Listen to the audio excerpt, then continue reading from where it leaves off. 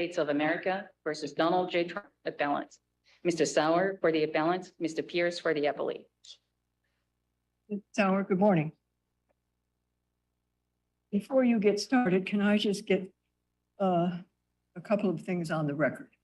Our jurisdiction was challenged by an amicus, but from your reply brief, you are not questioning our collateral order jurisdiction. Correct. We defend the collateral order jurisdiction. That's correct, Your Honor. And then also, you have either abandoned or not made the Fifth Amendment double jeopardy argument before us. We have framed the double jeopardy argument as arising principally from the impeachment judgment clause. So we haven't argued that if you go straight to the double jeopardy clause, that alone would result in reversal. We're focusing on the impeachment judgment clause. Now that incorporates principles of double jeopardy, right, but we haven't said a straightforward directly under the double jeopardy clause in this court at this time. Go ahead, then. Well, before that occurs, then I do want to speak to you a little bit more about jurisdiction, because we still have to satisfy ourselves that we have the jurisdiction.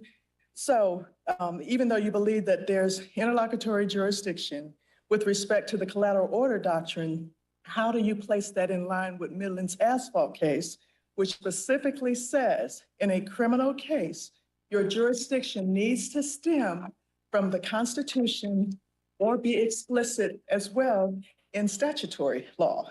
We have three responses to that, if I may, Your Honor. One is, of course, that if you look at the language of Midland asphalt, what Justice Scalia is discussing in that case is particularly a situation where the right is one, the legal and practical value of which would be destroyed if it were not violated before trial. And these claims of absolute immunity fall right in the heartland of that description of that right. That's been reinforced by the Supreme Court. But how do you deal with explicitly stating that? Because we don't have an explicit communication here with respect to anything in the Constitution or statute. Yeah, I respectfully disagree with that. The doctrine of presidential immunity arises directly from Article 2, Section 1 in the Executive Vesting Clause, and it's reinforced by the plain language of the Impeachment Judgment Clause, which specifically refers to trial.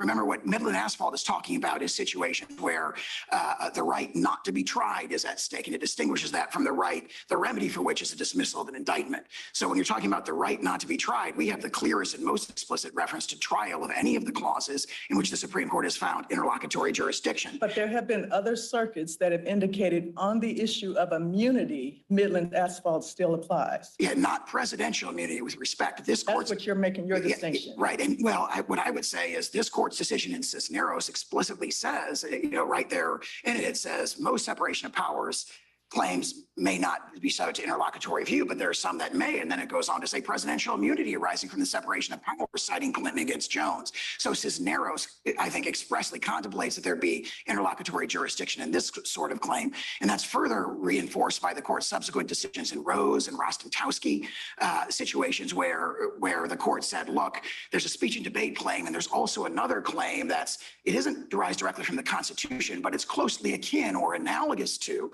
such a claim. Again, about explicit, because in the double jeopardy trial scenario, you have twice put in jeopardy. So you cannot be tried again in that regard. Then in the speech and debate, it says shall not be questioned. So the language was explicit, but you're not giving me anything that says explicitly in the references that you cite. I have two responses to that. One is the plain language of the impeachment judgment clause, which says that only the party convicted shall be subject to indictment, trial, judgment, and punishment according to law. But so that's right if you there, take the negative inference, correct? That's the plain language supports that. We've argued from the very beginning that it is the natural and ordinary meaning. The impeachment judgment clause. So that is an argument that is explicit. And I also point out that this court in Rose, in Rostentowski, in Cisneros expressly held this is not a magic words requirement. In other words, it isn't that it's got to say right there in the text of the Constitution or a statute that this is a right not to be tried. It's that the right once formulated has to explicitly include the right not to be tried. And that's why what actually the language that's previously in Midland asphalt is heavily emphasized by Justice Scalia is the situation where there's interlocutory appeal when it's a right, the legal and practical value of which is destroyed if it's not vindicated before trial. There's similar language in Cisneros. And for all those, I'd also point out that the government also has not challenged the court's jurisdiction. It has conceded. We have to be absolutely secured in our own jurisdiction. Yeah. Okay. Hasn't the Supreme Court itself referred to the Midland asphalt as a suggestion Yeah, I'm not aware of that, but I In think, digital equipment. gotcha. Yes, Your Honor. I believe Your Honor is correct about that. I think that's an excellent point, and that's reinforced by this court's case law in Cisneros, Rose, and Restentowski. Turning to the merits, if I may, Your Honor. To authorize the prosecution of a president for his official acts would open a Pandora's box from which this nation may never recover. Could George W. Bush be prosecuted for obstruction of an official proceeding for allegedly giving false information to Congress to induce the nation to go to war in Iraq under false pretenses? Could President Obama be potentially charged with murder for allegedly authorizing drone strikes targeting U.S. citizens located abroad? Could President... So can I explore sort of the implications of what you're arguing? I understand your position to be that a president is immune from criminal prosecution for any official act that he takes as president, even if that action is taken for an unlawful or unconstitutional purpose. Is that correct? With an important exception, which is that if the president is impeached and convicted by the United States Senate in a, proceeding that reflects, widespread political consensus, that would authorize the prosecution under the plain language of the impeachment judgment clause. So Okay. yes, with that exception. So it seems to me that there are a lot of things that might not go through that process because it's quite a cumbersome process that requires the action of a whole branch of government that has a lot of different people involved. And so in your view, could a president sell pardons or sell military secrets? Those are official acts, right? It's an official act to grant a pardon. It's an official act to communicate with a foreign government. And such a president would not be subject to criminal prosecution? The sale of pardons example is an excellent example because there were allegations about a sale of a pardon essentially when it came to President Clinton's pardon of Mark Rich, and the U.S. DOJ carefully and for the very reasons we've emphasized in our brief, decided not to prosecute President Clinton with that because it raised concerns about whether or not a president can be prosecuted for his official acts. There's actually an op-ed in the National Review from Andrew But your McCarthy. position is that he can't be prosecuted for that unless he's impeached. And that was, as long as it's an official act. I mean, certain cases, purely private conduct under Clinton against Jones, he'd be subject to prosecution for that so long as he's not in office. But as long as it's an official act. Could a president order SEAL Team 6 to assassinate a political rival? That's an official act in order to SEAL Team 6? He would have to be and would speedily be, impeached and convicted before the criminal But if you prosecution. weren't, what if you weren't? There would be no criminal prosecution, no criminal liability for that? Chief Justice's opinion in Marbury against Madison and our constitutional tradition and the plain language of the impeachment judgment clause all clearly presuppose that what the founders were concerned about was not. I asked you a yes or no question. Could a president who ordered SEAL Team 6 to assassinate a political rival who was not impeached, would he be subject to criminal prosecution? If he were impeached and convicted first. And So your answer is no. My answer is qualified yes. There's a political process that would have to occur under the structure of our Constitution, which would require impeachment and conviction by the Senate. In these exceptional cases, as the OLC memo itself points out from the Department of Justice, you'd expect a speedy impeachment and conviction. But what the founders were much more worried about than using criminal prosecution to discipline presidents was what James Madison calls in Federalist number 47, the newfangled and artificial treasons. They were much more concerned about the abuse of the criminal process for political purposes to disable the presidency from factions and political opponents. And of course, that's exactly what we see in this case. I've asked you a series of hypotheticals about criminal actions that could be taken by a president and could be considered official acts. And I've asked you, would such a president be subject to criminal prosecution if he's not impeached or convicted? And your answer, your yes or no answer is no. I believe I said qualified yes if he's impeached and convicted first. We may be saying the same question thing. was, okay, so he's not impeached or convicted. Let's put that aside.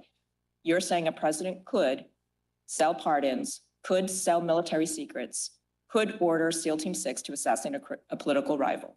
Sale of military secrets strikes me as something that might not be held to be an official act. The sale of pardons is something that's come up historically and was not prosecuted. But your brief So- says that communicating with an executive branch agency is an official act, and communicating with a foreign government is an official act. That's what presidents do. Those are very strong situations. Those are very strong examples of potential official acts.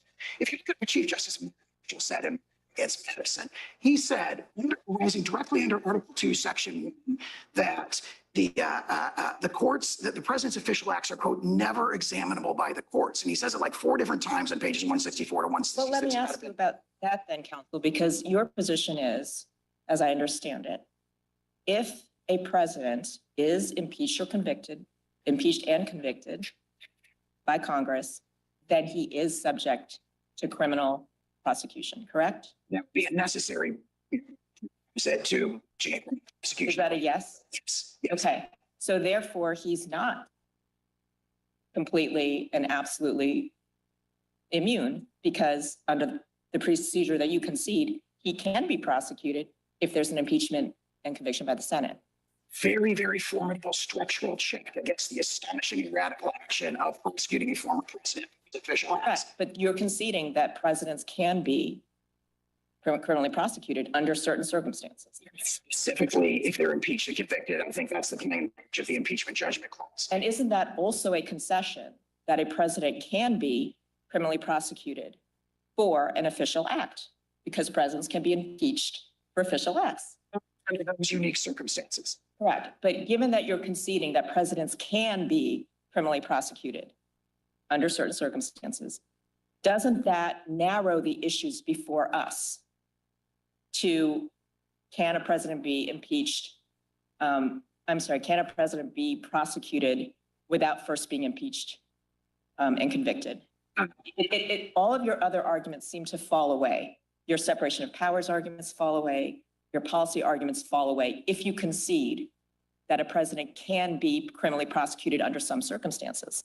I disagree with that. The Constitution in the Article 2, Section 1 vesting clause, as interpreted very clearly by Chief Justice Marshall and Marbury against Madison, says Article 3 courts lack jurisdiction to engage in examination of the president's official acts. That's But been you just reaffirmed by conceded that Article 3 courts can do so if he's been impeached and convicted. the Constitution makes a carefully balanced, explicit exception to that principle in the impeachment judgment clause. So the problem for the separation of powers, the Constitution does this in many other situations where it engages in a balancing. What the framers were most concerned about was not the notion that the president would never be prosecuted for things that outrage his political opponents. What they were concerned about was politically motivated prosecutions. But they didn't say the president can never be prosecuted. They set up the Correct. separation of powers and then created a very narrow exception Correct, that would but- allow prosecution in those cases. But once you concede that there's not this absolute immunity, that the judiciary can hear criminal prosecutions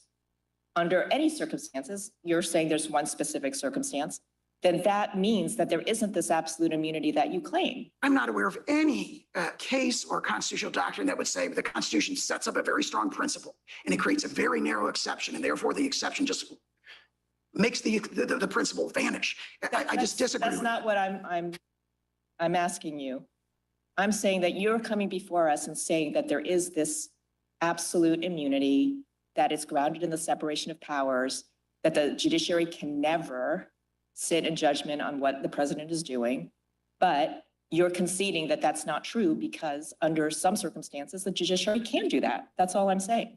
I think I repeat my answer, which is that there's a very strong principle in the separation of powers that prohibits Article 3 courts from sitting in judgment over a president's official acts. There's a very narrow exception for conviction after I impeachment. understand. And that's but the position. It just seems to me that if once you concede that presidents can be prosecuted under some circumstances, your separation of powers argument falls away. And the issues before us are narrowed to, are you correct in your interpretation of the impeachment judgment clause? Does the impeachment judgment clause actually say what you say it says? That's all that's really we need to decide. I respectfully disagree with that. I respectfully disagree with that. There is a strong principle. It's reinforced by Chief Justice Marshall in Marbury against Madison. He did not say we can never sit in judgment over a president's official acts, but because it can be impeached, convicted, therefore we can do it whenever we want to. He said the exact opposite. He says they are never examinable by the courts. So And are that's we answering the larger question about whether there's presidential immunity from criminal prosecution for official acts? Or are we looking to a standard on a motion to dismiss, which says, look to the allegations, take those as true, and then look to whether or not we should be looking at official acts in that lens? actually both threshold question raised by district court judgment is essentially there's no such thing as criminal immunity for a former president, and therefore the district court never reached the second issue, which is if you actually look at the face of the indictment, are these all official acts? We have strong arguments on both of those things. The notion that criminal immunity for a president doesn't exist is a shocking holding. It would authorize, for example, the indictment of President Biden in the Western District of Texas after he leaves office for mismanaging the border allegedly, and let a Texas jury and Texas judge sit in judgment over the validity of his But you acts. also indicated earlier that when there were pardons or when people were not prosecuted, not everybody goes through an impeachment proceeding before they actually get prosecuted, because that's within the discretion of the prosecutor. Only for subordinate officers. So as the OLC amendment points out very clearly, the founders, the framers actually in the Constitutional Convention clearly contemplated that that sequence that I've described would be mandatory. He would have to be impeached and convicted first before you could go on But to. impeachment also only deals with certain crimes, bribery, treason, high crimes and misdemeanors. Yeah, and if you look actually at what is said in the Federalist number 65 by Hamilton about that, high crimes and misdemeanors basically cover anything that the U.S. Senate makes a political judgment justifies removing him from office and authorizing But a prosecution. prosecutor is impartial, does not make political judgments, assumingly, to charge. I think that has no basis in the context of the current prosecution, where the current incumbent of the presidency is prosecuting his number one political opponent and his greatest electoral threat in this particular. Asking you from the standpoint of what the impeachment judgment clause is designed to do, that it limits itself to certain acts. And then therefore, and if convicted, as you indicated, impeached and convicted, thereafter could be prosecution. But not everybody goes through that process. And of course, it's limited to the certain actors in that regard, but not everybody has to go through that process. Prosecutors later on can come into information and evidence after they've investigated to make their determinations about what they'd like to criminally prosecute. So you're not always confined to whatever would be in the impeachment judgment clause. Whatever the practice has been with respect to subordinate officers, the evidence from the founding generation is clear as you cannot do that with respect to the president. Right. And this is one example of many that's reinforcing all the Supreme Court's case law, the uniqueness of the presidency and the person who occupies the office of the presidency.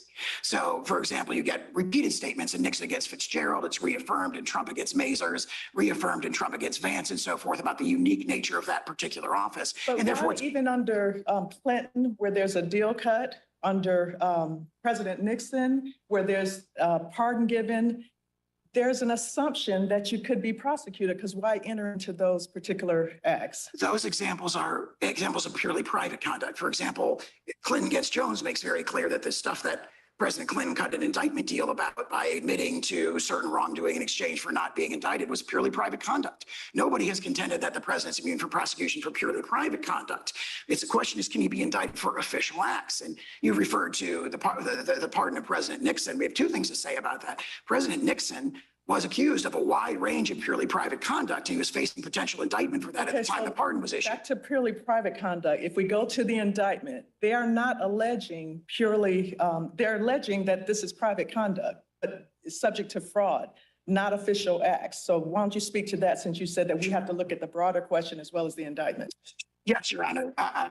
So the allegations in the indictment allege only official acts. The only way to even characterize them as private acts is to turn to the alleged motive or purpose for them. So their whole theory, their characterization of the language in the indictment is, oh, we're alleging purely private conduct because it was engaged in for particular purposes. And that's foreclosed by a very long and strong line of Supreme Well, how Court does the precedents. Blasingame case fit here, that this circuit distinguish office seeker versus office holder in terms of how you're committing the acts? This Blasingame strongly reinforces what was said. It's been said in Supreme Court cases in Stump against Sparkman, going back to, for example, Marbury against Madison, where it's the nature of the act itself. I understand the Blasingame opinion to reinforce that by saying it's an objective. They use the word objective multiple times. Objective, context-specific assessment. It does not turn on the purpose or motive. That was strongly pushed in Blasingame, and this court properly rejected. That's consistent with Nixon against Fitzgerald, Bradley against Fisher, Spalding against Vilas, Judge Hand's opinion in Gregoire. I mean, that's the strongest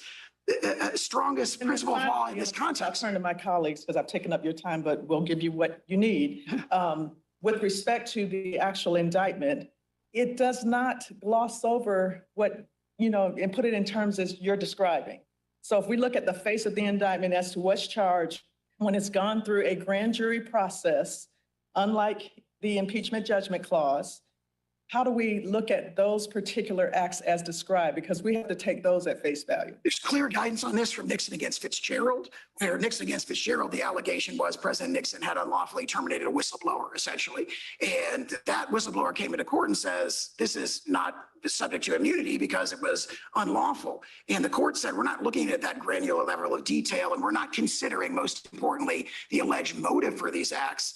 It said that the level of specificity to consider it is conducting the business of the Air Force. Similar here, if you look at the indictment, there's 5 classes of conduct that are alleged, many of which are just obviously official conduct. Meeting with the U.S. Department of Justice about who should be the cabinet level officer running that. Is it the heartland of the appointments power? You said many of which, so not. I really, all of which. I mean, our contention is all which. There's one exception because there's allegations about the ELIP speech, and under Blasingame, the contention was made that they should be remanded for that. But if you look at the other public statements, for example, President Trump's tweets, the Second Circuit held in Knight First Amendment Center that it was based on overwhelming evidence. That's an official channel. His Twitter account during the presidency was an official channel of government communication. And under the objective test and Blasingame, all those tweets are obviously immune. So also with meetings with the Department of Justice, meeting with members of Congress, that falls right within the heartland of Article 2, Section 3, which authorizes the president to communicate with Congress about the matters that he views as expedient. Let me ask you, first of all, I don't believe you were counsel then, but what about the 2 concessions made in the first impeachment proceeding and then in Trump v. Vance, that impeachment should be stayed and wait until he's out of office when he would be subject to criminal liability? As to Trump against Vance, it was a purely private conduct that involved a subpoena, a criminal subpoena for tax records that long predated President Trump's time in office. So it was purely private conduct. The concession that he could be subject to prosecution is also correct. As for the impeachment brief, for example, that they've cited in their briefs, what that says is we have a judicial process in this country, period. We have an investigative process in this country to which no former officer is immune. It did not say there could never be raised an immunity defense. It said criminal process can go forward.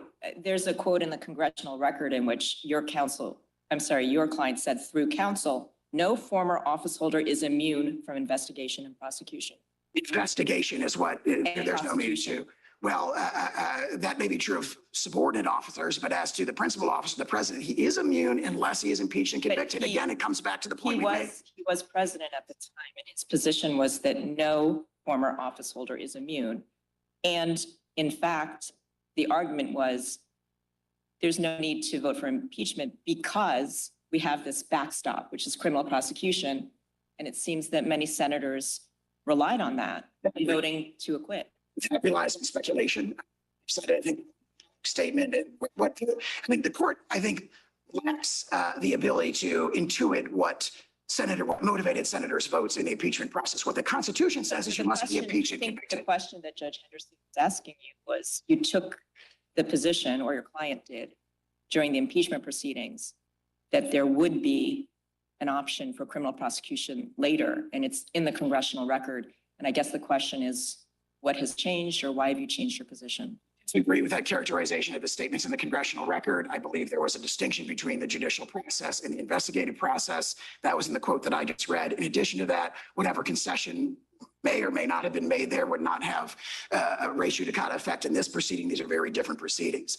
And again, the notion that no one is immune from the judicial process and the judicial process should go forward is fully consistent with the notion that defenses, including presidential immunity, which again is rooted in the separation of powers, could be raised in those processes. So the notion that there could be a criminal process and then defenses like this could be raised in that process is I think, pretty straightforward. There's no concession that there's no such thing as criminal immunity. There's no concession in those proceedings that what the district court in this case did, the very kind of astonishing holding that no president is criminally immune from prosecution is just, I think it's not there in the congressional record. Let me go back to Marbury versus Madison, and you isolated that one sentence.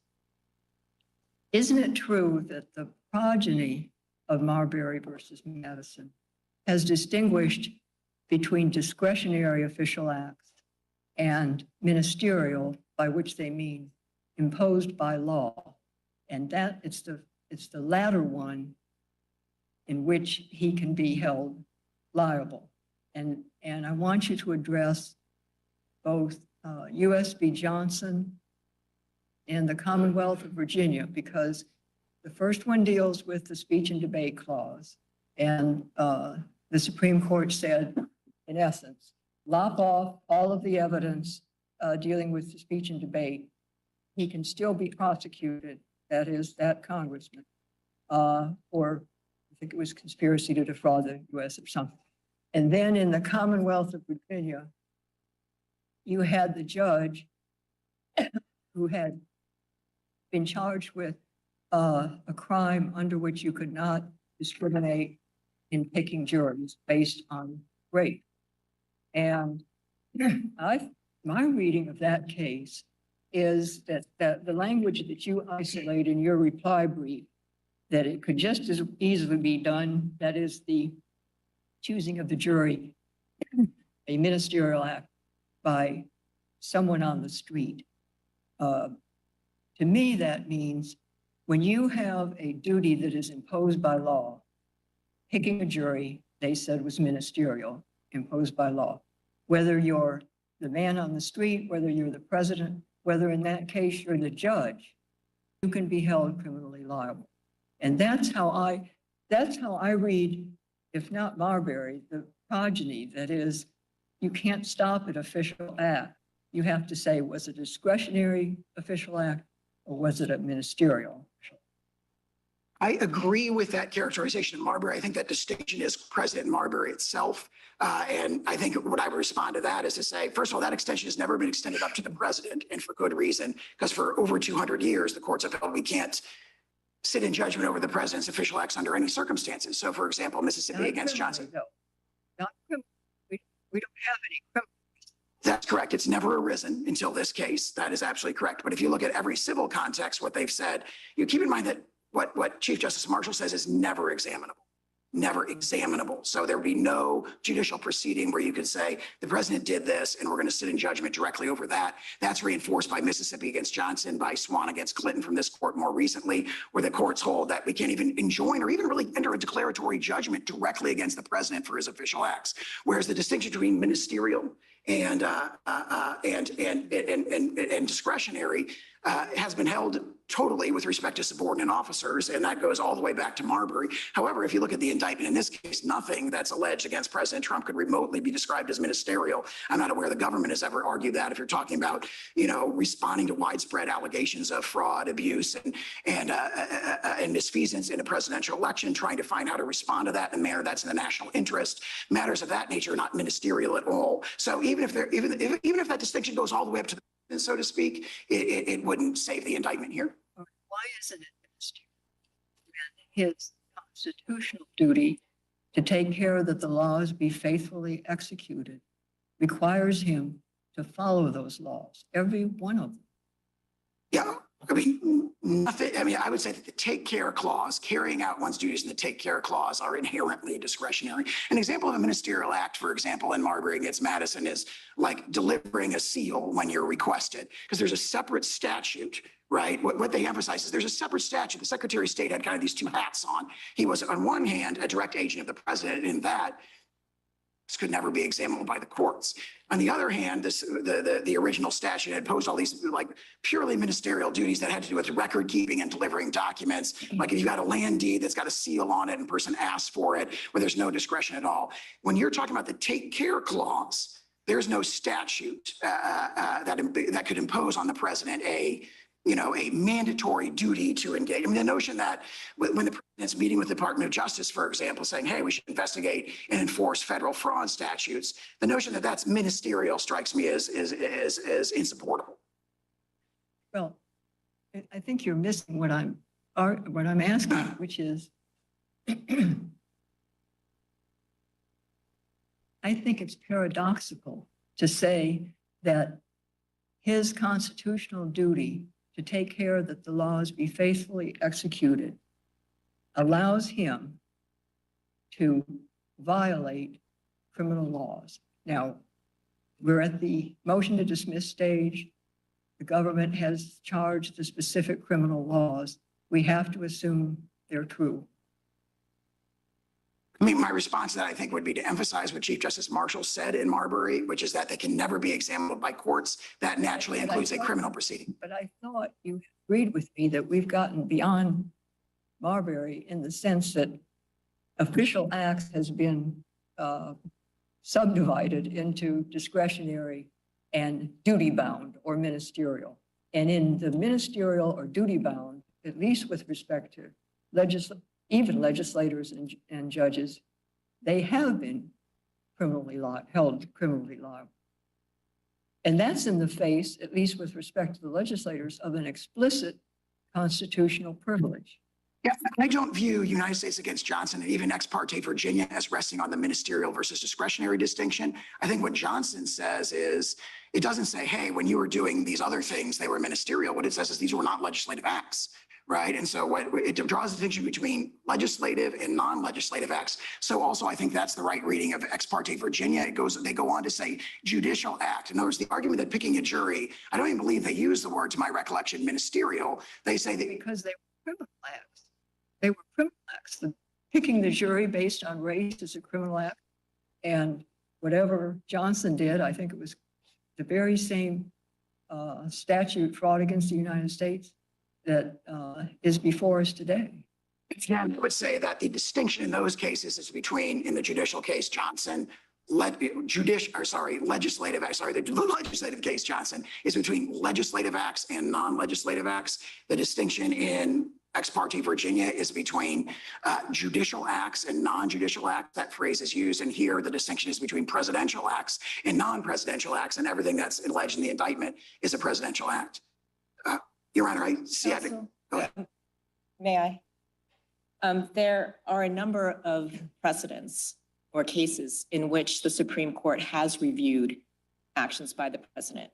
The seminal case of Youngstown Sheet and Tube, where the Supreme Court reviewed Harry Truman's seizure of the steel mills during the Korean War. There's also the case of Little versus Bareem, where Chief Justice Marshall reviewed the actions of President Adams when he seized certain vessels. Trump versus Hawaii was reviewing President Trump's order restricting the entry into the United States of nationals from certain foreign countries. How does that square with your position that the judiciary can never review executive action? All those cases fall squarely within the well-established exception in Ex parte Young, where the judiciary is allowed and does frequently issue declaratory judgments, injunctions, judgments against subordinate officers. Wait, these are presidents. These are presidents. Harry Truman was the president when he seized the steel mill. How does that comport with your theory?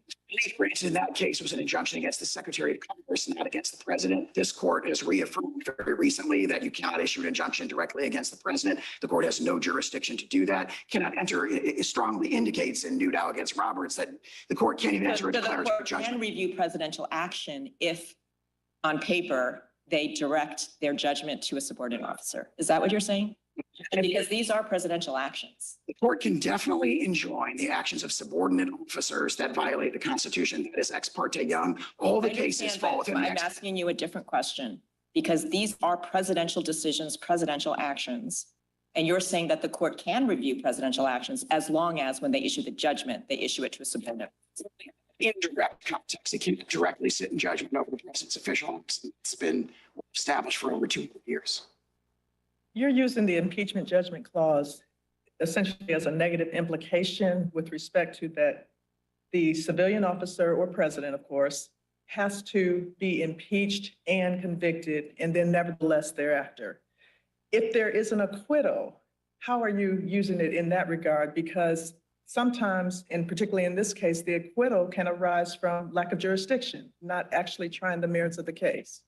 The impeachment judgment clause doesn't distinguish between those sort of merits-related acquittals and non-merits-related acquittals. Frankly, the same sort of thing comes up in just criminal prosecutions under the double jeopardy clause, where, you know, a determination that the defendant is acquitted does not necessarily reflect an actual determination that they're not factually guilty. And in fact, this is emphasized in the OLC memo that they themselves address, that actually, that determination often reflects things that are distinct from the merits. So that doesn't, I think, in any way undermine the sort of double jeopardy force, so to speak, of the impeachment judgment clause. And one of the briefs indicated that Jack Smith is improperly appointed. Do you have a position there? It's a very persuasive brief, but I can see we have not raised it in this case. I think it raises very powerful questions, but we haven't raised it in this case at this time. Just about the effect of Blasingame. If we say we can't determine if these acts are official or private, I want to stay away from that. I'm going to say ministerial or discretionary. And Blasingame characterizes it in terms of office seeker versus office holder. What is your position about, would we have to remand it for the district judge to decide in the first instance whether these the 4 points that the defense has made against imposing criminal liability hinge on whether the acts are ministerial, discretionary, official, private, however you want to characterize it? I used a phrase from Clinton against Jones, which says purely private conduct is what can be, subject to judicial process after a president leaves office. In response to your question, our principal position is you can look at this indictment and it alleges official acts and it can be ordered to be dismissed. We acknowledge, though, that the district court didn't reach that issue, and Blasingame did remand, and the court absolutely has the discretion to remand to the district court for the application of the doctrine of criminal immunity in the first instance. And we admit that that would be a natural thing for the court to do. To the specific acts. Correct. Yeah. In other words, if the court holds that there is presidential immunity, which it should, then remand to the district court to say, okay, go through the indictment or else hold factual findings and so forth to decide how it applies to the conduct alleged in this case. We acknowledge that would be, the court has the discretion to do that, and that would be a natural course. And if there are no further questions. I have one more question. So under the framework established or discussed in Nixon versus Fitzgerald, we're supposed to conduct a balancing test where we balance the need for the asserted immunity versus other public interests. And I see you as trying to represent a need for the executive to have this immunity to facilitate executive functions, the ability to act without hesitation, to be fearless, to make decisions without being inhibited by the fear of criminal prosecution. But it seems to me that there are some other Article 2 interests here that are countervailing. For example, under Article 2, there's an executive vesting clause. And so there is an interest of the executive branch as an institution to have constitutional executive power vest in a newly elected president. There's also an executive interest as an institution in law enforcement, in enforcing criminal laws. And so it seems to me, if we're weighing executive interests versus public interests in things like the integrity of an election, that President Trump's position is not fully aligned with the institutional interests of the executive branch. And in this balancing test, that weakens the executive power that he's trying to assert. I say 3 things in response to that. First of all, Nixon against Fitzgerald emphasizes that the most compelling consideration, when one considers what it describes as policy considerations rooted in in the separation of powers, is the rendering of the executive branch official unduly cautious in the exercise of highly controversial and sensitive decisions that come up all the time. If a president has to look over his shoulder or her shoulder every time he or she has to make a controversial decision and worry, after I leave office, am I going to jail for this? When my political opponents take power, that inevitably dampens the ability of the president. I understand that that's your position, but I guess I'm asking you, what about other Article 2 interests? That's one interest, but there are other Article 2 interests in play here too, and they seem to be countervailing.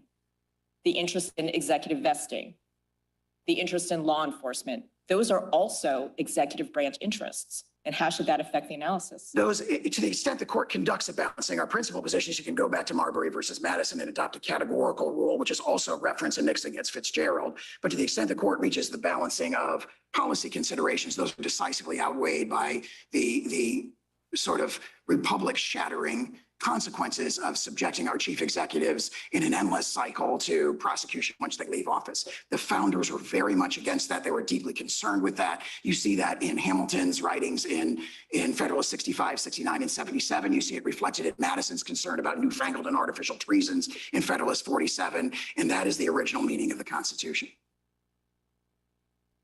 Do you think we should, it just occurred to me, do you think we should take any cognizance of the fact that when they wrote that, George Washington was the president? I mean, a very, very strong executive. The Congress was brand new. Everything else was brand new. And things have balanced out. I mean, we've got a strong Congress, we've got a strong judiciary, and we've got a strong president. I think that if you look at the writings of the founders, they were definitely looking past the presidency of George Washington, obviously an iconic figure, looking past the presidency of George Washington to future presidencies. And they correctly anticipated that the nation might, what they were deeply concerned about was that the nation would devolve into factions. Factionalism did not govern the presidency of George Washington because of his moral authority. However, immediately when you got to Adams and Jefferson, you immediately devolved into factions. They correctly anticipated and were deliberately looking past that presidency to the future of the republic, a tradition that stood for 234 years until last year when it was shattered by the indictment of President Trump. And if the court has no further questions, we would ask the court to reverse. And if the court rules against us in any respect, we renew our request that the court stay its mandate to allow us to seek further review, both en banc and or Supreme Court review. And you do have 5 minutes. Thank you, Your Honor. Okay. Mr. Pierce. Good morning, and may it please the court. Never in our nation's history until this case has a president claimed that immunity from criminal prosecution extends beyond his time in office. The president has a unique constitutional role, but he is not above the law. Separation of powers principles, constitutional text, history, precedent, and other immunity doctrines all point to the conclusion that a former president enjoys no immunity from criminal prosecution. At a minimum, this case, in which the defendant is alleged to have conspired to overturn the results of a presidential election, is not the place to recognize some novel form of criminal immunity. Now, I want to start with jurisdiction, as Judge Childs raised. It is our view that the court has and should entertain both claims before it. With respect to the immunity claim, I think this court's decision in Cisneros 10 years after Midland Asphalt did allude to a type of separation of powers claim that would involving presidential immunity. I think Judge Henderson pointed out the Supreme Court itself has acknowledged that this idea of an explicit guarantee is more of a suggestion than some sort of statutory prescription. But there's been no cases since then that have actually used that word suggestion to follow up on that line of thinking. Within the Supreme Court, I don't believe there have been cases, but certainly this court in Cisneros, as well as in cases also post Midland Asphalt, like Rose, Rostenkowski, and Durenberger, have recognized that this type of a separation of powers claim, when you're talking about immunity, is something for which a collateral order, appellate jurisdiction on a collateral order theory is available. And there are also other circuits, I think it's 1st, 2nd, and 10th, that keep following that line of thinking with respect to Midland's Asphalt. It requires an explicit constitutional or statutory language that says you cannot be tried. So 2 responses. One, I think in cases like Cisneros, this court has spoken otherwise, but nonetheless, I think the only one there is the First Circuit's decision in Joseph, where it was the case of a judge seeking a criminal, raising an immunity defense to a criminal prosecution. As this court acknowledged in both, I believe, Rostenkowski and Durenberger, that's in some tension with, or it didn't acknowledge that, but the case, the court there talked about Claiborne and Hastings, which are Ninth Circuit and 11th Circuit cases. I think Judge Easterbrook, in his shock opinion, noted that when it deals with a personal immunity like that, it's different than the kind of transactional immunities that were considered in the 10th and the Second Circuit cases. And at the end of the day, I think we do, so sort of a small point of common ground between us and the defendant. We do think that with respect to jurisdiction, there is a little bit of a different inquiry with respect to a president. We don't think that carries over to the merits in the least. And I think United States versus Nixon is sort of the perfect example of that. There, the court said it would be unseemly to hold the president, to require the president to go into contempt.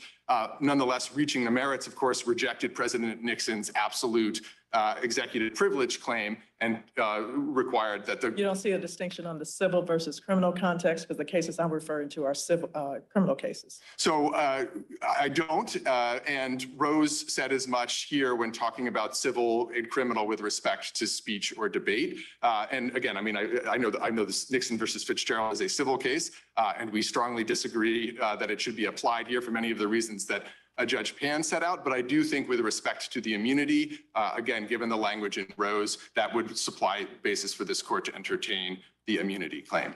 But Now, why aren't you taking the position that we should dismiss this appeal because it's interlocutory? Doesn't that advance your interests?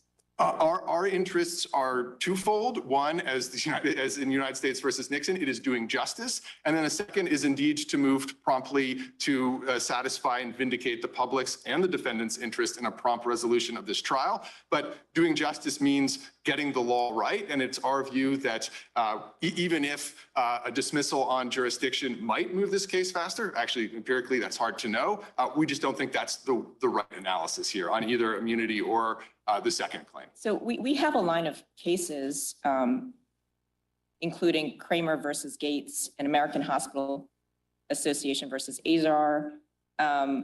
It says that we can assume hypothetical statutory jurisdiction and reach the merits of a case. Statutory jurisdiction being distinct from Article 3 jurisdiction, which we could never assume because that implicates the power of the court to act. So if we had discretion to reach the merits versus just dismissing this case under Midland Asphalt, which I think is a strong precedent, which suggests that this appeal is interlocutory and does not fall under the collateral order doctrine. How should we determine how to exercise that jurisdiction about whether or not we should reach the merits? So I think in the American Hospitals decision, the 2020 decision, the court said the formulation was something like, we're doubtful as to our jurisdiction, but nonetheless, invoking the line of cases you've just described, went on to decide the merits. We would urge the courts to do the same here, even if it entertains doubts with respect to the jurisdiction. Yes, hypothetical statutory jurisdiction is available under the law of the circuit. The court should use that to reach the merits. But doesn't that lead to a hypothetical decision and an advisory opinion? No, I think so we disagree. The Supreme Court has said that. No, I don't think the Supreme Court has said that. I mean, the Steele Co. is kind of the leading Supreme Court decision, and then some courts, including this court, has devised a hypothetical statutory jurisdiction doctrine. Now, if this court were to dismiss for lack of jurisdiction and then say, nonetheless, as an alternative holding, here's how we would come out on the merits, that I think would be improper. That is what I understand the American Oversight Brief to be suggesting at footnote 11 on page 20 of its brief. That I don't think is something the court could do. I understand the hypothetical statutory jurisdiction piece to allow the court to say, you know what, this is hard. There might be arguments on both sides. We think that we assume hypothetical statutory jurisdiction, we move forward, we decide the merits. Now, Let me ask you about Marbury versus Madden. What's your interpretation of its progeny, or even the case itself? So our interpretation is much closer in line with what I think I heard Judge Pan setting out and similar to yours. It certainly does not erect a unreviewable power for the presidency. I think the sort of the prime example of that is the Steele-Sheezer case, the Youngstown case. That was President Truman closing the steel mills. That was the court coming in and reviewing that. We see that all the way through to the present.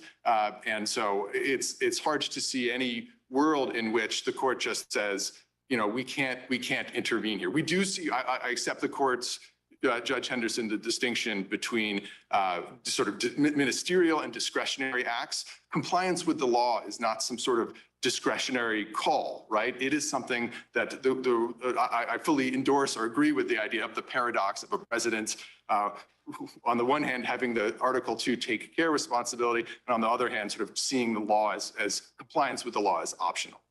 Let me switch and ask you, how do we write an opinion that would stop the floodgates? Your predecessors in their OLC opinions recognized that criminal liability would be unavoidably political. So a couple of responses. For one, of course, that was with respect to a sitting president. I think the analysis is extraordinarily different with respect to a former president, which OLC in that very same, I'm sorry. But not with respect to being necessarily political. Well, I think there is a political process which is impeachment, and we can talk about that, but there is a legal process which is decidedly not political. And that is a process which has the kinds of safeguards that a couple of members of the court here have already referred to. We're talking about prosecutors who follow strict codes and who are presumed to act with regularity, grand jurors, pettit jury eventually, and this court sort of standing, Article 3 court standing above it. But I also want to push back a little bit against this idea of a floodgate. At least since the Watergate era, 50 years ago, has there been widespread societal recognition, including by presidents and the executive branch, that a former president is subject to criminal prosecution. And Nixon was not about private conduct. Nixon was about, among other things, using the CIA to try to interfere with an FBI investigation. He then accepts a pardon, understanding that after having resigned, right? So again, I think that also undermines this impeachment first argument. After Nixon, we then see a series of independent and special prosecutors investigating a range of different types of conduct. You saw independent counsel Lawrence Walsh in the Iran-Contra affair. That's an example that the defendant invokes in his reply brief. In chapter 27 of that report, the independent counsel assumes that President Reagan is subject to prosecution and says, but we didn't get there evidentiarily, right? There were not that we thought there was some sort of immunity. And that has continued through to the present. And so this notion that we're all of a sudden going to see a floodgate, I think again, the careful investigations in the Clinton era didn't result in any charges. The fact that this investigation doesn't reflect that we are going to see a sea change of vindictive tit for tat prosecutions in the future. I think it reflects the fundamentally unprecedented nature of the criminal charges here. Never before has there been allegations that a sitting president has, with private individuals and using the levers of power, sought to fundamentally subvert the democratic republic and the electoral system. And frankly, if that kind of fact pattern arises again, I think it would be awfully scary if there weren't some sort of mechanism by which to reach that criminally. In your brief, you raised some sort of lesser immunity potentially applying. Want to speak to that? I do. We don't think that's comes into play here. I think the point was, in some sort of more challenging cases, it might be that where a president is operating under extraordinary time pressure, has to make a very difficult kind of national security type of decision. You know, do I go in and commit this kind of, do we order the drone strike under these circumstances? You know, a president will often have a cadre of lawyers to advise him or her. The lawyers say, Madam President, we'll get you a memo in 2 months. That's not going to be enough in that situation. If there were a drone strike, civilians were killed, that theoretically could be subject to some sort of prosecution as murder. I think that might be the kind of place in which the court would properly recognize some kind of immunity. But that is, of course, nothing like what we've got here. I sort of take the former official's brief discussing the vesting clause to talk about the kind of the nature of charges when they focus on, again, subverting the electoral process. At a minimum, there should be no type of immunity that covers that. So are you saying it should be a case-by-case balancing in each case, whether there's immunity, or how does this work as a legal standard? So we think that it should just be, as the district court held, a finding. There is a balancing under Fitzgerald, right? That's our view. You start with this question: what are the burdens against the presidency, and what are the interests to be furthered? The answer to that question under Fitzgerald, we think that the burdens that my friend talks about on the other side are overstated. I'm happy to describe why. We think the interest in the public's interest in on an ongoing criminal prosecution means that there should be an across-the-board rule that a former president is indeed subject to criminal prosecution. What I'm describing in response to Judge Child's questions is, in a particular case, might there be some extraordinary circumstance where a former president could invoke an immunity? Maybe. I don't think the court has to reach that there. I think the court could write an opinion that reserves and says, based on the nature of the allegations, which we take as true, there is no reason to recognize that here.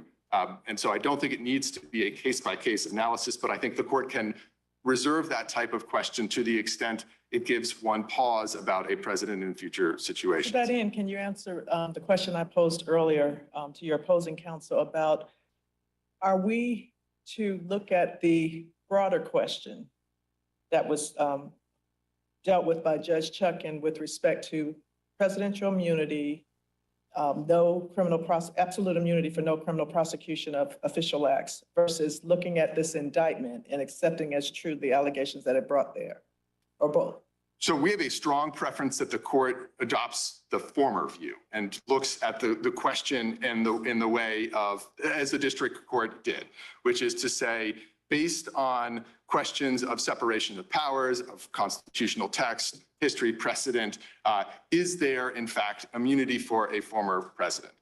We think the answer to that is no, for of course all of the reasons we put in the brief, and I'm happy to sort of address here. Candidly, I think if the court gets to that second question, there are some hard questions about the nature of official acts.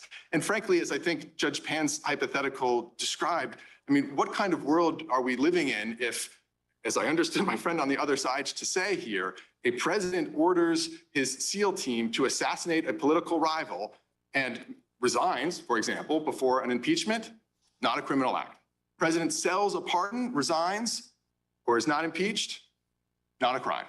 I think that is extraordinarily frightening future, and that is the kind of, we're talking about a balancing and a weighing of the interests. I think that should weigh extraordinarily heavily in the court's consideration. Let me ask you about the effect of Blasingame. How does it either bind us?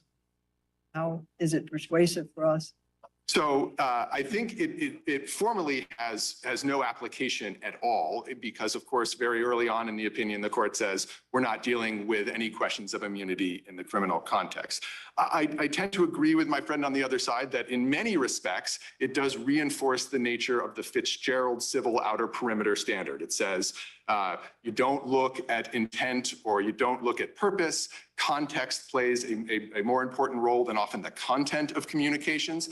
I think that the significant change, of course, is the acknowledgement of the looking at a president, whether that president is acting in his or her role as office seeker or office holder. But again, to go back to my response to Judge Childs' question, although that would change the nature of whether may change the nature of whether certain things are or are not official acts in the indictment, we just think that's entirely the wrong paradigm to use. We think under Fitzgerald, in fact, that would be inconsistent with Fitzgerald's reasoning, and also just irreconcilable with the nature of how criminal law works. I mean, to say that we're not going to take account of motive or intent, there are plenty of acts that every day. I mean, for example, if I were to encourage someone not to testify at trial because I wanted to go on a hike with that person, it's not a crime. If I were to encourage someone not to go on a hike because their testimony at trial, encourage them to skip their trial testimony because their testimony was going to incriminate me, it's the same underlying act. And now when you map that on to the presidential context, you come up with some of the frightening hypotheticals where as long as something is plausibly official, even if it involves assassinating a prominent critic or a business rival, that would seem to then be exempt potentially from criminal prosecution. We certainly wouldn't concede that if that's the world we need to live in. I think we would advance plenty of arguments below, but we really, but those arguments themselves would create satellite litigation that are an additional reason not to go down this route. But looking and thinking about your answer about potentially not looking at motive and intent, when there is a criminal prosecution, that mens rea and that intent is part of the actual statute charged criminally. Yes, precisely. And that's why it wouldn't make sense to then come in and use this non-motive intent. As I understand how Fitzgerald outer perimeter standard might work, it could say those types of official acts, official conduct, that is something from which the president is immune. You don't ever get to that second question of, well, did that person act then with mens rea? Can we prove it beyond a reasonable doubt? Because it is at least under a theory where it's not available at trial, then there's no way to reach that conduct. When we're looking at this indictment, though, back to Judge Henderson's question about the use of blasting game, some of the acts are same or similar, and there was direct discussion of it in that opinion as determining whether it was office seeker versus office holder. So do we use blasting game at least for that? So if this court decides the case the way the district court did, then I don't think blasting game has any role to play at all, because there is no question of whether, was this act official or were these sets of allegations official? The question is, based on a Fitzgerald analysis in case, history, precedent, et cetera, is there any quantum of immunity for a former president? We think the answer to that question is no. There's no reason, as the district court also found, to turn to the indictment and consider this outer perimeter, this civil outer perimeter standard. How about if we don't decide it the way the district court did? If you don't, I suppose a lot would. On the blasting game. So there are a lot of different ways this court could not decide it that way. I think to pick up on my response to Judge Childs, we certainly stand by our view in the brief that some substantial number of allegations would fall outside of an outer perimeter, and that I think is enough to affirm. I think either parties are urging the court at that point to then send, of course, the case back to the district court. I think that then would create a series of challenging questions that I mentioned earlier. What are the evidentiary theories under which that evidence could potentially come in? But it would be our strong view, and we would want, if the court followed that route, which we urge the court not to make clear that immunity is an on-off switch, right? This is the immunity appeal. If the court says we affirm, we send it back, there's no immunity, then other things become evidentiary questions or questions really of jury instructions, in which any appeal is then an appeal from a final judgment, if any final judgment. And the immunity defense is never lost. Well, I don't think it's immunity at that point. I think this court will, in what I've just described, will have said there is no immunity. There may be some types of other challenges as evidence comes in at trial. But again, I think that would lead to this extraordinarily complicated litigation that is not the top line reason, but certainly among the reasons why the court should not go down that path. Since President Trump concedes that a president can be criminally prosecuted under some circumstances, he says that that is true only if he is first impeached and convicted by Congress. Do you agree that this appeal largely boils down to whether he's correct in his interpretation of the impeachment judgment clause? That is, if he's correct that the impeachment judgment clause includes this impeachment first rule, then he wins. And if he's wrong, if we think the impeachment judgment clause does not contain an impeachment first rule, then he loses.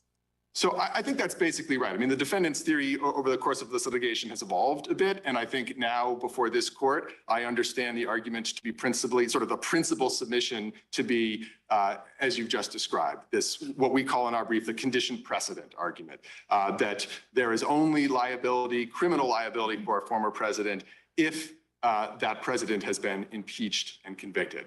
And that is wrong for textual,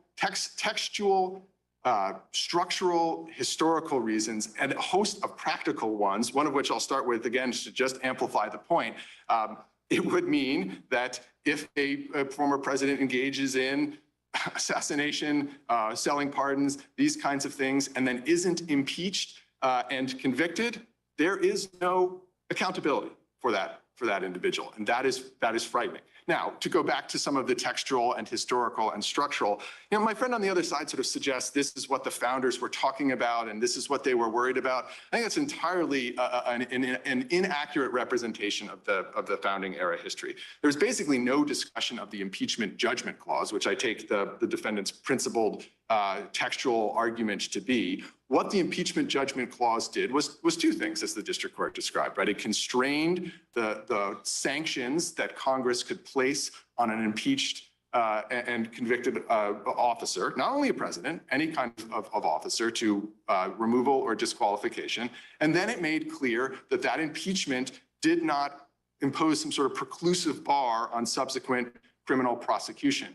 You would think that if there was this kind of impeachment first requirement, impeachment and conviction first, you might actually find something somewhere in the sources, the framing, the convention in Philadelphia, the ratification discussions, early history. There is nothing of that. We've cited certain things in our brief from James Wilson, from Edmund Pendleton, from Representative Dana that say this. Justice Story. I don't hear the defendant to offer anything other than, well, Hamilton. All that Hamilton was describing was the undisputed point here that a sitting president can't be subject to criminal prosecution until that sitting president is no longer in office, whether the removal from office is through impeachment and conviction or simply the end of the term. Now, one structural point as well that I just want to quickly make, the district court made this, which is if this rule were right, that would if the condition precedent rule were correct, it would pose significant separation of powers problem of its own. It would basically mean that the executive branch would only be able to prosecute someone if Congress had acted. And there are all sorts of reasons why, of course, Congress won't act. For one, they've never believed that it was required. And also, in certain instances, they may decide that they don't have jurisdiction. Many of the members of Congress seem to hold that view with respect to the defendant's second impeachment. Right. Thank you very much.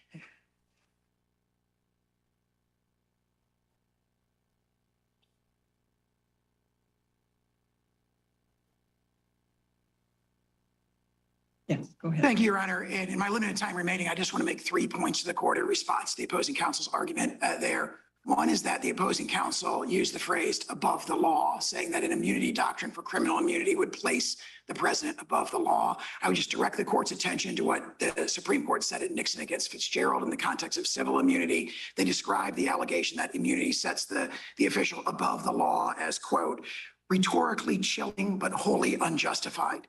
The U.S. Constitution, the separation of powers, the executive vesting clause, the impeachment judgment clause, these are the foundational and fundamental law of our country, and the president's immunity is determined on that. So that is more rhetoric than reality, is what the Supreme Court said in Nixon against Fitzgerald. I'd also point out that when it comes to the question of whether or not the indictment alleges solely official acts, the indictment does not allege that President Trump did anything wrong after he left office. So it focuses solely on acts that he took while he was in office, and that's a telling indication that we're dealing with official acts here. And then finally, I would address Judge Henderson's, your question about the floodgates. And I tie that to what my opposing counsel said about a so-called frightening future. The frightening future that he alleges, where presidents are very, very seldom, if ever, prosecuted because they have to be impeached and convicted first, is the one we've lived under for the last 235 years. That's not a frightening future. That's our republic. What he is forecasting is a situation where the floodgates will be opened. We are in a situation where we have the prosecution of the chief political opponent who's winning in every poll. Presidential election upcoming next year and is being prosecuted by the administration that he's seeking to replace. That is the frightening future. That is tailor-made to launch cycles of recrimination that will shake our republic for the future. If you have the impeachment judgment clause, as you indicate impeachment, then conviction, but then the president either resigns, is removed, and then later on is prosecuted for a different crime. Can that happen, or is there immunity there?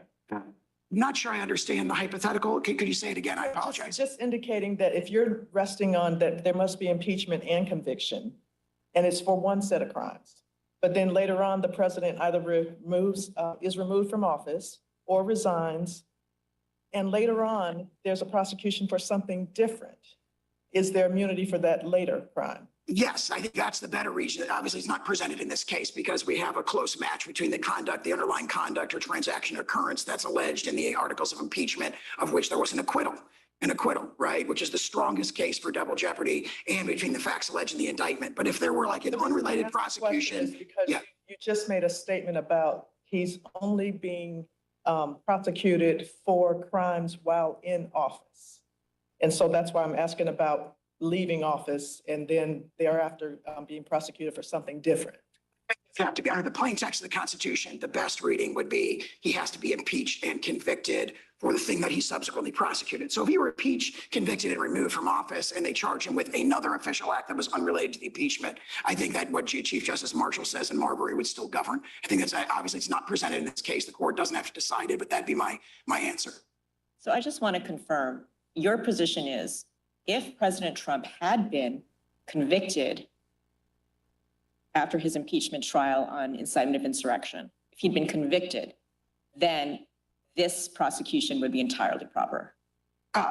Which I would say that if you were impeached and convicted for the same and similar conduct, then that would authorize a subsequent prosecution. Obviously, we have many other issues with this prosecution. Is that a yes? So I do. Because I think you said in your brief that impeachment for incitement of insurrection is based on the same or related conduct as that which is in the indictment.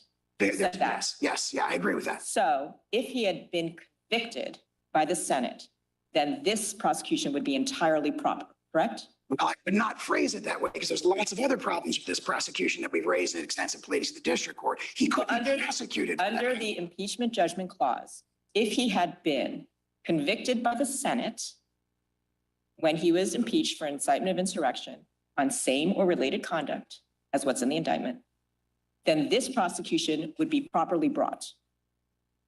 There's a prosecution could be properly brought.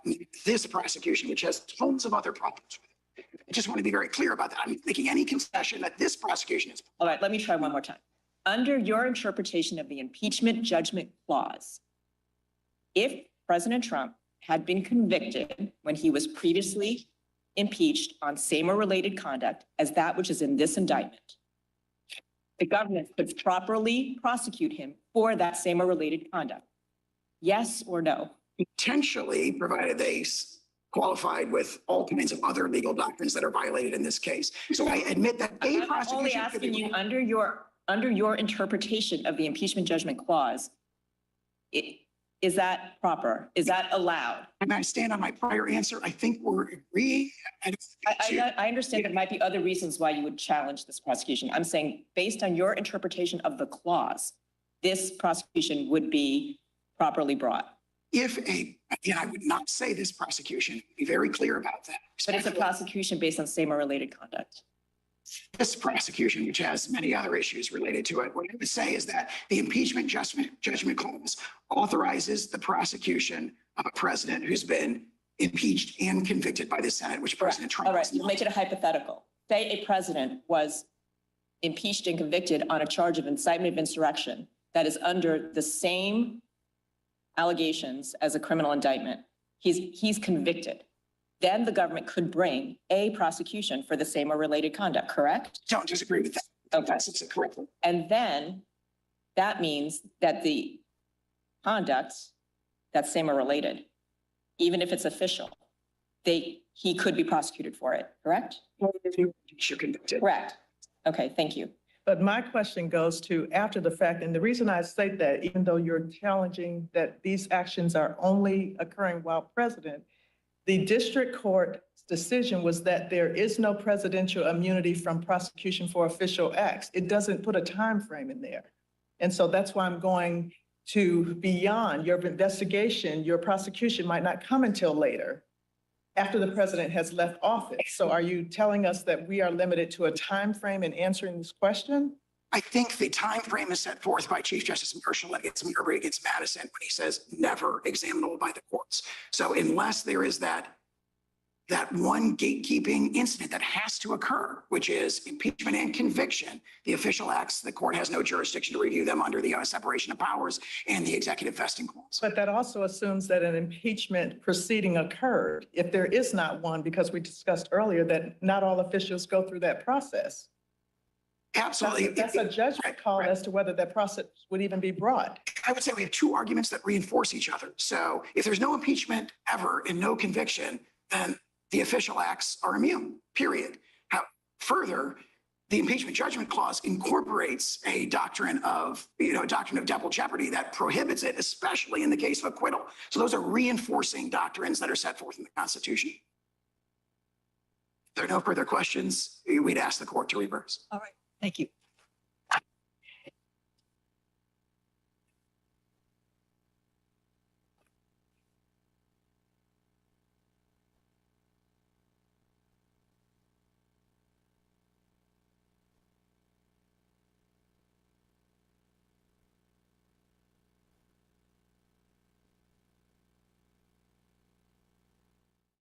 Today, a three-judge panel from the D.C. Circuit Court of Appeals heard oral argument in United States versus Donald Trump. The case focuses on whether former President Trump is immune from prosecution for his alleged role in the January 6th attack on the U.S. Capitol. If you missed any of this oral argument, we will air it tonight at 9 Eastern on C-SPAN, and you can watch anytime on the free C-SPAN Now app or online at cspan.org. Wednesday, the first formal hearing of the impeachment of Homeland Security Secretary Alejandro Mayorkas.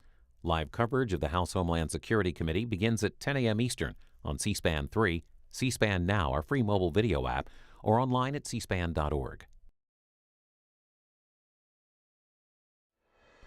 C-SPAN's Campaign 2024 coverage continues with the presidential primaries and caucuses. Watch live on the C-SPAN networks as the first votes in the country are cast in the upcoming presidential election, along with candidate speeches and results, beginning with the Iowa caucuses on January 15th and the New Hampshire primary on January 23rd. Campaign 2024 on C-SPAN, your unfiltered view of politics.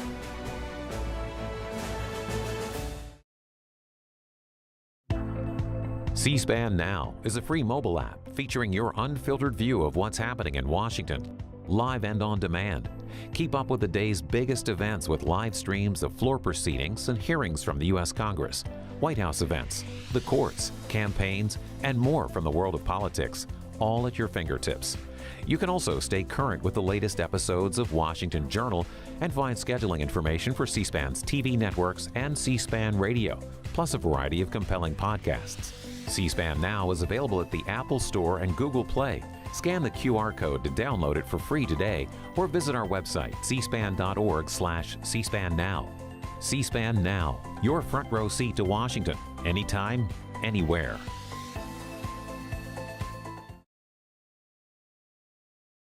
C-SPAN is your unfiltered view of government. We're funded by these television companies and more, including Buckeye Broadband,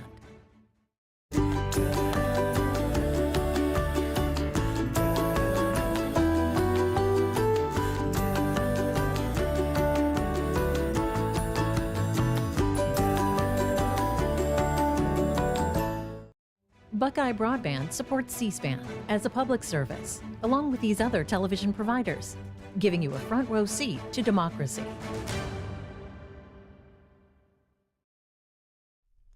Up next, Georgia Senator Raphael Warnock speaking at the Center for American Progress's annual Ideas Conference in Washington, D.C.